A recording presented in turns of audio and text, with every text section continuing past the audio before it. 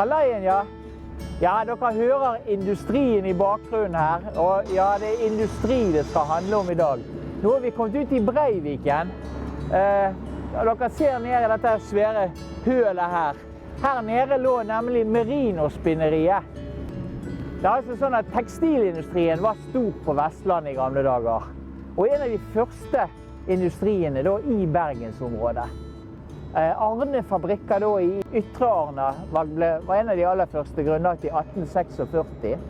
Og den sysselsatte faktisk så mange som 1200 stykker på slutten av 60-tallet.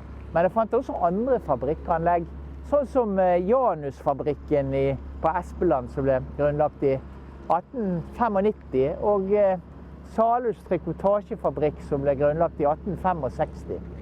Felles for alle disse her virksomhetene det var da at de hadde behov for ferdig spunnet garn. Og dette var garn som de faktisk måtte importere. Derfor fikk direktøren for Arne fabrikker, da, Bonde het han, ideen til at man skulle produsere garn i Bergen.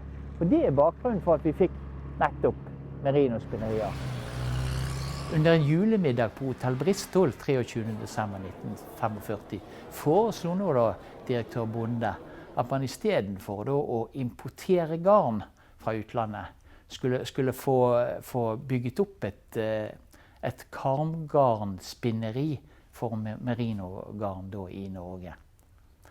Allerede julaften 1945, dette går fort, kontaktet da Bonde fabrikkeier O.J. Stefansen ved Janusfabrikken på Espeland, og direktøren Bart Vik i De Forenede Ullfabrikker, som hadde hovedkontoret sitt i Oslo.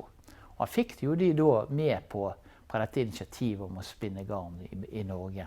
Ja, årsaken til at Bonde gjerne ville legge fabrikken i dette området nord for Bergen var jo ganske enkelt. Her var det lite industri fra før. Og dette mente han da rett og slett kunne gi god tilgang på kvinnelig arbeidskraft. Det gikk ekstremt raskt i svingene. Det er det jeg har sett hele veien her. I mars allerede var aksjekapital innbetalt, og allerede da så var det tegninger for den nye fabrikken laget. Og ikke nok med det, i mars så startet de faktisk også grunnarbeidet ute i Breiviken på den store bygningen. Og dette var helt vilt. 9 måneder senere, i april 1947, var fabrikken ferdigbygd. Ja, Bondes mål var snart en realitet. Merino-spinneriet leverte i 1958 faktisk 50% av kamgarnsproduksjonen til den norske ullvareindustrien. På det meste så hadde fabrikken rundt 500 ansatte, og det store flertallet var unge kvinner. Fabrikken tok visstnok også inn gravide jenter og ga de arbeid og bosted til de skulle føde. Sikkert ikke så mange andre ordninger den gangen. På mange måter var det et helt lite samfunn som vokste frem rundt Merino-spinneriet. For fabrikkledelsen var det jo egentlig ønskelig at de ansatte bodde nær fabrikken. Og derfor ble det fra begynnelsen av 1950-tallet bygget flere hybelblokker i området. De 3 blokkene dere ser her, de såkalte punkthusene, de er faktisk et resultat av et samarbeid mellom Vestbo og Merino-spinneriet. Og den midterste blokken her, den var beregnet for Merino-spinneriet sine arbeidere. Så her kunne det bo 5-6 jenter på hver knøttlille leilighet som da jobbet på Merino-spinneriet. Og mat kunne spinnerne få i kantinen som hadde plass faktisk til hele 200 personer. Og prisen for en uke med middager var da 15 kroner. Ja, kanskje disse tingene var relativt rimelige. Hvis du tenker på at de ansatte kunne tjene opp mot 250 kroner i uken. Ja, spinneriene hadde også egen helsetjeneste med lege og med sykesøster. Men også fritiden var organisert. Alt i 1950 så ble det etablert et eget bedriftsidrettslag med egen idrettsbane. Og her spilte herrene fotball, og damene håndball. Det var en annen tid. Og fra 1955 så var det faktisk egen håndballbane også. Teknologiutviklingen kom egentlig raskere enn bedriftene klarte å planlegge for. Og var fra 1950-tallet et stort problem for den norske tekstilindustrien. Vel, hva skal du si? Til tross for Merino-spinneriets produksjonstall, så trengtes det derfor snart frisk kapital. Og i 1962 så overtok da Bergen Industriinvestering aksjemajoriteten i Merino-spinneriet.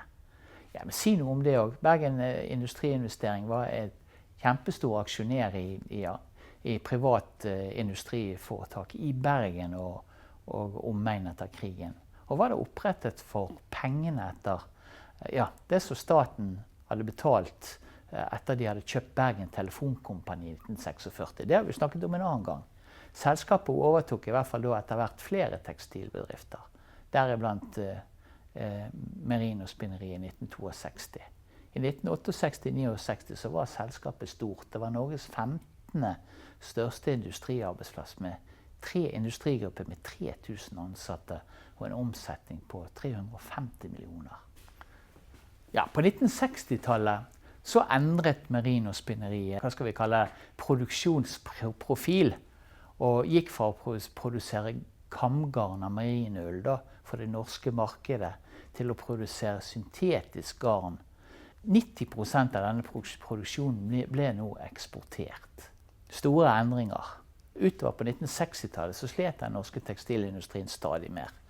Mellom 1954 og 1969 så gikk ansatte i næringen ned med over 2000 personer. Også Merino-spinneriet fikk da problemer. Ja, fra en topp på rundt 500 ansatte var det i 1969 310 ansatte igjen. Teknisk feilsatsing og vanskelig økonomisk konkurranse.